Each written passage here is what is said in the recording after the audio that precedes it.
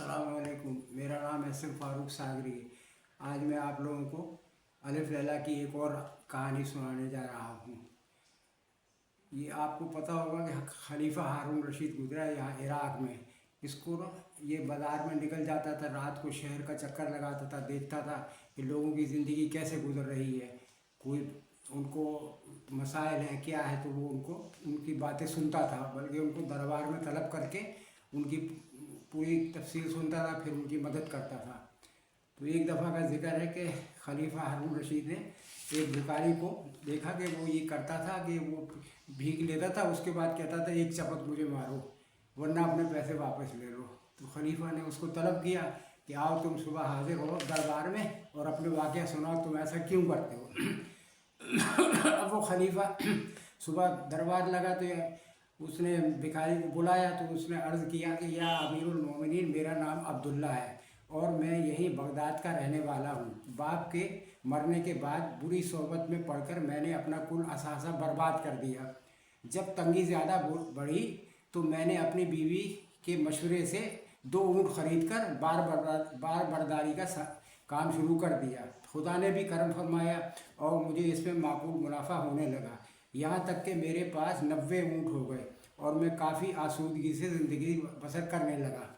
एक रोज़ मैं किसी सौदागर का माल बगदाद से बसरा पहुंचाकर वापस बगदाद आ रहा था। गर्मी की शिद्दत से परेशान होकर एक दरख्त के नीचे दम लेने को बैठ गया और ऊँटों को भी रस्सी से बांधकर अब खाने पीने के लिए छोड़ दिया। मुझे बैठे हुए ज़्यादा देर नहीं गुजरी थी कि एक दरवेश मर्द उधर से गुजरा और मुझे बैठा हुआ देखकर खुद भी मेरे पास चला आया। सलाम दुआ के बाद हम बातें करने लगे, फिर खाना खाया। इसी असना में दरवेश कहने लगा कि यहाँ से करीब ही इतना बड़ा ख़जाना है, अगर तुम अपने तमाम ऊँटों पर लाद लो फिर भी इसमें कोई कमी नज़र ना आएगी। मैंने कहा कि अगर आप मुझे ख़जाने तक ले चलें तो मैं भी ज़रो जवाहर भर लूँ और आपको एक ऊँट दे दूँगा। दरवेश ने कहा कि अगर तुम आधे ऊँट मुझे दे दो तो बेशक वो ख़जाना मैं तुम्हें बता सकता हूँ। मैंने अपने दिल में ख्याल किया कि इस वक्त 80 ऊँट मेरे पास हैं। 40 ऊँटों पर लगा हुआ सीमो ज़र तेरी 7 पुश्तों को काफ़ी होगा। ये सोचकर मैंने आधे ऊँट उसे दे देना मंजूर कर लिया। दरवेश ने कहा, अपने ऊँट जमा कर लो और मेरे साथ चलो। मैंने अपने ऊँटों की महार पकड़ी और दरवेश के पास आ गया। आगे आगे दरवेश और उसके पीछे ऊँटों को लिए हुए मैं चलने लगा। हम एक दर्रे के करीब आए। ये बहुत तंग रास्ता था, ऊँट एक एक कतार गुजर सकते थे। इसमें हमें काफ़ी वक्त लगा। दर्रे से बाहर निकलकर हमें एक मैदान मिला जो चारों तरफ से पहाड़ों से घिरा हुआ था। यहाँ पहुंचकर दरवेश ने कहा कि अपने ऊँटों को बिठा दो। मैंने ऊँटों को बिठा दिया। इतने में दरवेश ने चंद लकड़ियाँ जमा करके आग जलाई। जब दरवेश ने कुछ पढ़ना शुरू किया तो दफातन कुछ ज़लज़ले की सी कैफियत पैदा हुई और ज़मीन फटकर एक खूबसूरत दरवाज़ा नमूदार हो गया। इसके बाद मैं और दरवेश अंदर आ गए तो इसमें लातादाद ज़रो जवाहर सोने के अंबार जमा थे। मैंने माल ऊँटों पर लादना शुरू कर दिया और जितना ज़्यादा से ज़्यादा बोझ ऊँट पर उठा सकता था मैंने सब ऊँटों पर लाद लिया।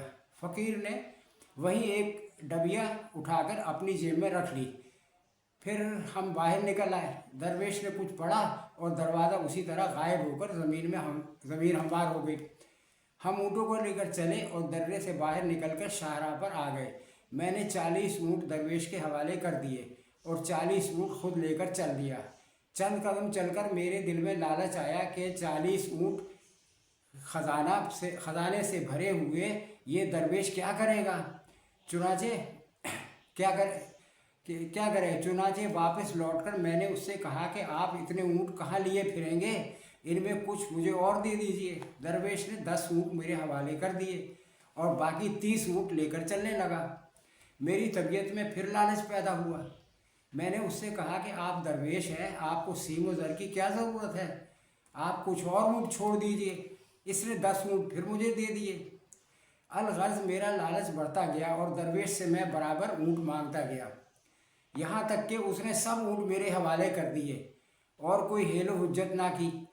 अब जो उसके पास सिर्फ एक चांदी की डबिया रह गई। ज़रूर उसमें कोई ऐसी कीमती अलमास या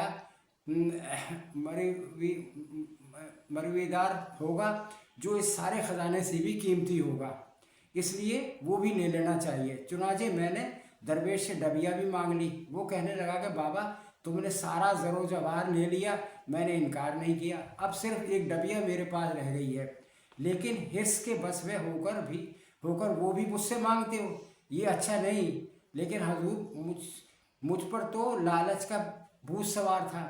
मैंने कहा कि डबिया मैं ज़रूर लूँगा, अगर आप नहीं देंगे तो मुझे सख्ती करनी पड़ेगी। दरवेश ने डबिया निकालकर मेरे हवाले की और कहने लगा, इसमें एक सुरमा है, दाहिनी आँख में लगाओगे तो तमाम रुए ज़मीन के ख़जाने नज़र आने लगेंगे, और अगर दूसरी आँख में लगाया तो अंधे हो जाओगे। मैंने कहा अच्छा, तुम पहले मेरी दाई आँख में सुरमा लगा कर दिखाओ। दरवेश ने डबिया खोली और सिलाई सुरमे की दाहिनी आँख में लगा दी। उस वक्त मुझे कुल ख़जाने नज़र आने लगे। मेरी खुशी का ये आलम था कि बयान नहीं कर सकता। मेरे दिल में ख्याल पैदा हुआ कि बाईं आँख में सुरमा लगाने से और भी अजायबात नज़र आते होंगे और ये दरवेश मुझसे झूठ बोलता है। मैंने उससे कहा कि तुम मेरी बाईं आँख में सुरमा लगा दो। दरवेश ने कहा कि तुम दीवाने हुए हो जो जानबूझकर अंधा होना चाहते हो, लेकिन मैं लालच के हाथों मजबूर था। उससे कहने लगा कि तुम्हें इससे क्या, मैं जो कहता हूँ वो करो। दरवेश ने बहुत मना किया, लेकिन वो मैं ना माना। आखिर उसने सलाई भरी और कहने लगा कि देखो मुझ पर कोई इल्ज़ाम नहीं लगाना। मैंने कहा बिल्कुल नहीं। चुनाचे दरवेश ने वो सलाई मेरी आँख में लगा दी और मैं उसी वक्त फ़ौरन अंधा हो गया। जिस वक्त मेरी बीनाई जाती रही मैं धाड़े मार मार कर रोने लगा और दरवेश के आगे हाथ जोड़ के कहा कि तुम ये सुरमा और सारा माल उधर ले लो, लेकिन मेरी आंखें अच्छी कर दो। थोड़ी देर तक वो खामोश रहा। इसके बाद वो यूँ कहने लगा कि बाबा तुम्हारी बीनाई वापस लाना मेरे इख्तियार में नहीं है। मैंने तुम्हें बहुत मना किया था, लेकिन तुम नहीं माने। अब जाओ और ज़िंदगी भर धक्के खाते फिरो। अब तुम्हारा सिर्फ ये काम है कि भीख मांगकर पेट भरो। इसके बाद उसने डबिया मेरे हाथ से ली और ऊँटों की महार थाम कर चल दिया। मैं पहाड़ों में धक्के खाता रहा। खुदा जाने किस तरह किसी राह गुज़र पर आ गया। वहाँ से कोई कलंदर गुज़र रहा था, वो मुझे अपने साथ बगदाद ले आया। उस रोज़ से मैं भीख मांगता फिरता हूँ। अगर कोई मुझे खुदा के नाम से पर कुछ देता है तो उससे कहता हूँ कि मेरे एक थप्पड़ भी मारो, और इसी तरह मैं अपने आप को लालच की सज़ा देता हूँ, जिसके नतीजे में इस हाल को पहुँचा हूँ। खलीफा ने उसका किस्सा सुनकर कहा कि बेशक तेरी दास्तान अजीब है, खैर आइंदा तुम भीख ना मांगना, बैतुल माल से तुमको इतना माल मिल जाया करेगा कि तुम्हारी गुजर बसर हो जाया करेगी। बाबा अब्दुल्ला खलीफा का शुक्रिया अदा करके अदब से एक तरफ खड़ा हो गया। ये है आज की कहानी। अपना बताइए कैसी रही, कमेंट्स दीजिए। शुक्रिया।